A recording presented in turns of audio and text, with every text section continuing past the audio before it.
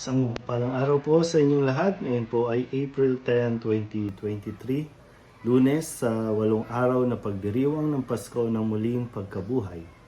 Ang ating pong unang pagbasa at pagninilay ay hinango sa mga gawa ng mga apostol, chapter 2, verses 14 and verses 22 to 33.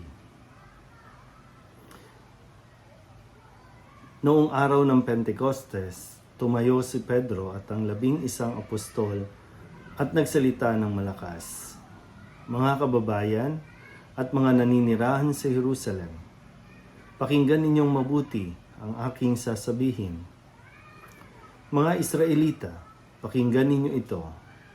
Si Jesus sa taga Nazaret ay sinugo ng Diyos. Pinatutunayan ito ng mga himala, mga kababalaghan at mga tandang ginawa ng Diyos sa pamamagitan niya. Alam ninyo ito sapagkat lahat ay naganap sa gitna ninyo. Ngunit ang taong ito na ibinigay sa inyo ayon sa pasya at pagkaalam ng Diyos sa mulat-mula pa ay ipinapako ninyo at pinapatay sa mga makasalanan. Subalit siya'y muling binuhay ng Diyos at pinalaya sa kapangyarihan ng kamatayan. Hindi ito maaaring mamayani sa kanya gaya ng sinabi ni David. Nakita ko na laging nasa tabi ko ang Panginoon. Siya'y kasama ko kaya't hindi ako matitigatig. Dahil dito nagalak ang puso ko at umawit sa tuwa ang aking dila at ang katawan ko'y nahihimlay na may pag-asa. Sapagkat ang kaluluwa ko'y di mo pababayaan sa daigdig ng mga patay. At hindi mo itutulot na mabulok ang iyong banal. Ituro mo sa akin ang mga landasing patungo sa buhay dahil sa ikaw ang kasama ko. Ako'y mapupuspos ng kagalakan. Mga kapatid, masasabi ko sa inyo ng tiyakan na ang patriarkang si David ay namatay at inilibing. Naririto ang kanyang libingan hanggang ngayon. Siya'y propeta at nalalaman niya ang pangako sa kanya ng Diyos, na magiging haring tulad niya ang isa sa kanyang mga inapo. Ang muling pagkabuhay ng Mesiyas ang nakita at hinulaan ni David ng kanyang sabihin. Hindi siya pinabayaan sa daigdig ng mga patay at hindi itinulot na mabulok ang kanyang katawan. Itong si Jesus ay muling binuhay ng Diyos at saksi kaming lahat sa bagay na ito. Nang itaas siya sa kanan ng Diyos, tinanggap niya sa kanyang Ama ang ipinangakong Espiritu Santo at ito'y kanyang ipinagkaloob sa amin, tulad ng inyong nakikita at naririnig ngayon. Ang salita ng Diyos. Muli po, isang mapagpalang araw sa inyong lahat. Happy Easter po, unang araw ng 8 araw na pagdiriwang natin ng tinatawag na Octave of Easter.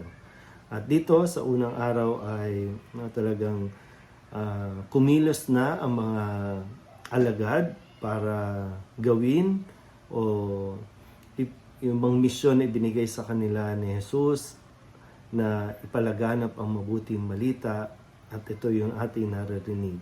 Kasi ang misyon ipahayag at ang mabuting balita na dapat nilang sabihin na si Kristo ay namatay, si Kristo ay nabuhay, at si Kristo ay babalik sa wakas ng panahon. Yan po ang pinaka-sentro ng ating pananampalataya. Kung hindi nabuhay si Kristo, baliwala ang lahat. So parang ito po yung pinaka-susi. At kung kumbaga sa atin po bilang Kristiyano, bilang Katoliko, sa ganitong napakasimpleng pamamaraan, pag sinabi natin yung pananampalataya natin, naniniwala tayo na si Kristo ay namatay, ngunit muling nabuhay at inaasahan na siya'y magbabalik muli. So, yan po yung panghawakan. Pero, magandang mapagnilayan natin, ano nga ba ang naging dating nito sa atin, itong mahal na araw na ito? Kumbaga, nakiisa ba tayo? Sa pagdiriwang, inabangan ba natin ang kanyang muling pagkabuhay sa pamamagitan ng pakikinig ng mga salita ng pagdiriwang natin sa misa. Maganda po no, na makamusta dahil napakaraming tao sa mundong ito. Pero marami ang abala, marami ang hindi naniniwala, hindi kinikilala ang misteryong ito no, na ginawa ng Diyos para sa tao. Kasi lahat naman ng ito ay dahil sa pag-ibig niya sa tao. Pero kumbaga, tanggapin man siya o hindi, kasi kahit balikan natin yung unang panahon na nangyayari ito, habang siya ay nagpapasa ng krus, no, habang dumadaan sa kalye, patungo sa bundok, no, kung saan siya ipapako, ang iba doon wala namang pakialam. Ang iba doon tuloy sa paghahanap buhay, yung iba wala lang, no? Hindi nila alam kung ano nangyayari. Pero kahit ganon, ay itinuloy pa rin ni Jesus na matapos o tapusin ang kanyang misyon, no, na mamatay sa krus at ilibing at muling mabuhay. Alam man ito ng tao o hindi, ginawa pa rin. Parang ganun.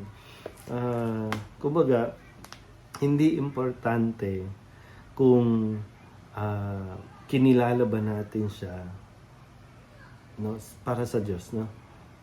Kundi ginawa niya ito at kung sino man ang manalig, yun lang ang maliligtas. Kasi ang kaligtasan ay magmumula at manggagaling lang kay Kristo. Yun ang pangako ng Diyos, no?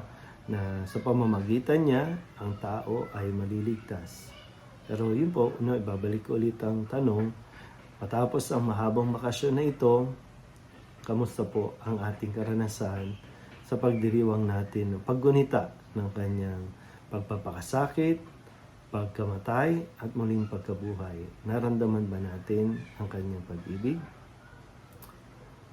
Yan po ang dapat natin na mas mapagnilayan. Muli, maligayang araw po ng Pasko ng Pagkabuhay.